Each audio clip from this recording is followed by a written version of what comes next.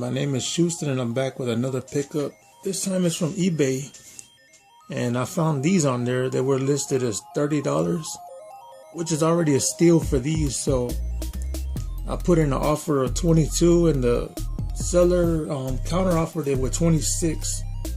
So I went ahead and accepted it, and I'm pretty happy with these. I've been looking for a pair of these for a long time, and finding them at that price was some real good luck.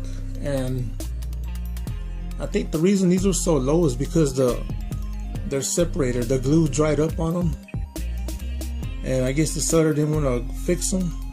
So I bought them, and I'm gonna re-glue these, do a little bit of restoration on it.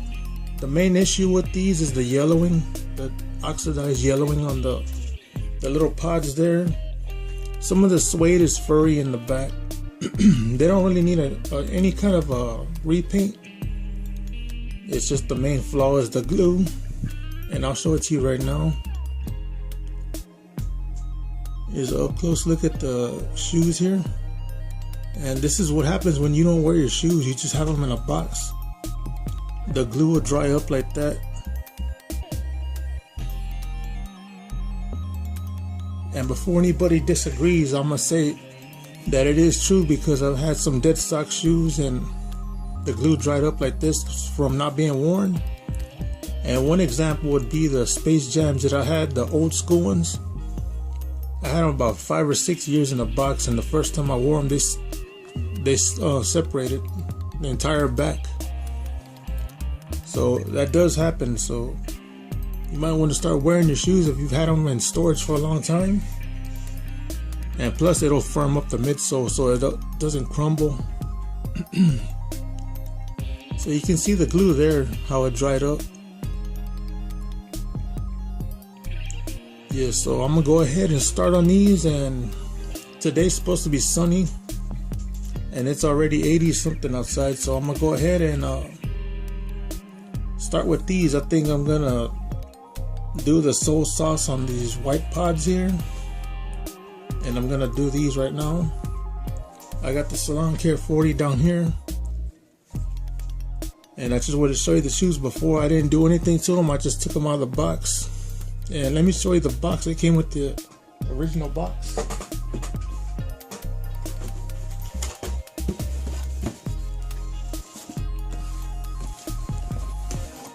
With the Jordan face box. Let me see if I can get a good look at that. Yeah, there it is. And let's look at the label. Label's pretty old. You can see it's starting to peel a little bit right there. And these are the Jordan 13 wheats. I think these are from 2004. Inside it still got the paper in there. And I think these were in storage because they smell like mothballs. It's got like a really weird smell to them. Here's the other one. This is the only one that's got a little bit of a flaw right here.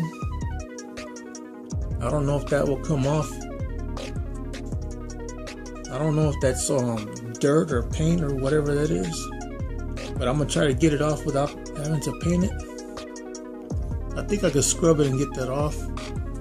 And a little bit of creasing there. I'm gonna take care of that. And here's the bottom of the shoe. There's the hologram there.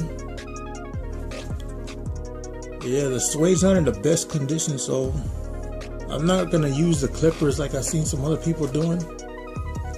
I think I'm just gonna brush it out and leave it as is. There's no need for clippers because these are old, and the suede might get ruined. Like, you can cut the suede up and put a slice in it or something with the clippers. So I'm gonna just brush them out back and forth and leave them as is. I think the Jumpman is still in there. Let me see if I can pull the insole out of it. Nah, it's still glued in. Let me see, the Jumpman's still in there. It's not. It's got a white Jumpman. Like the top part, just a ball on the two arms and the head. It looks like the legs are faded on them. You can see somebody tied a knot right here. and the laces, so I'm gonna get that off. Look at the size tag.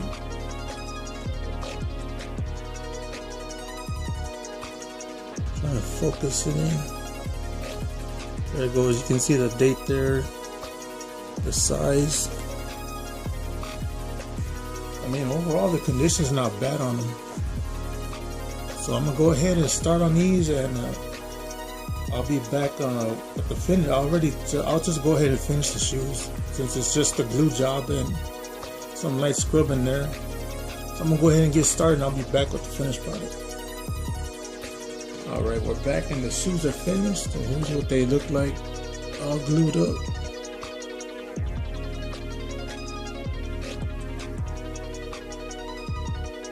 Everything's straight on them, they're not coming apart.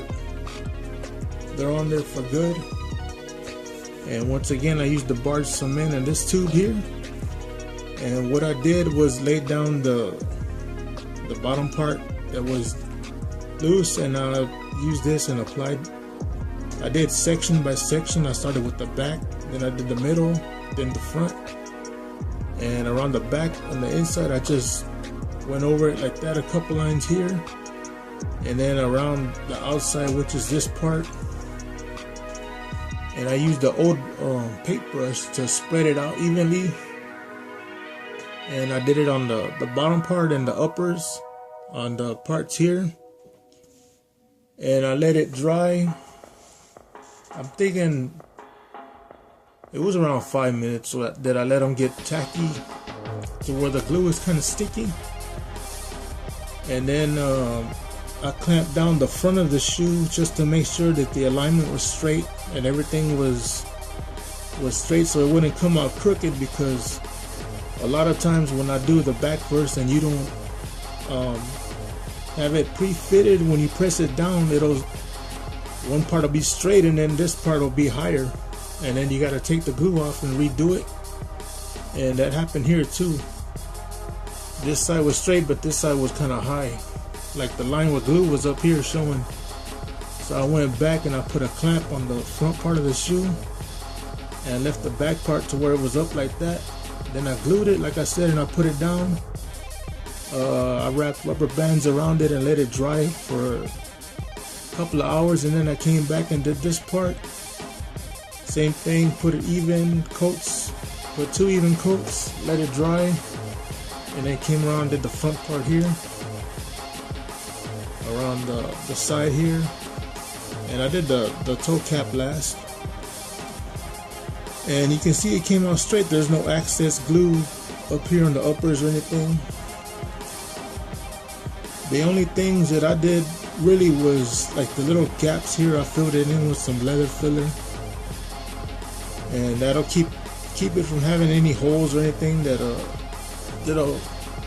any cracking. Like here, there was a little space under the inside of the leather right there, so I used some more of that leather filler, because I had a nasty space right there, like a little gap. So I put that in there and it sealed it up pretty nice, so there won't be any more separation there. And the way that I wanted to show you these, the OGs, how the toe box has a big slant down. And I'm going to show you the OGs compared to the newer releases. This one is a 2017 release I'm about to pull out. And look at the toe box on this one. Let's see if I can put them together here. You can see the difference in the toe box there. The newer versions, the entire toe cap is like has a upper bend to it, and it's got a bump here, as the OGs have a slant down. Everything's down like the paw, the way it's supposed to be, the Black Panther's paw, which is what the shoe is modeled after, and it has the paw like it's down like this one. But the newer releases, they're not made the same. They got like a bump here, and like I said, it's raised in the front, so that's why I like the OG 13s. They just have a nicer shape. Oh, I almost forgot to show you the other shoe. Here's the other one.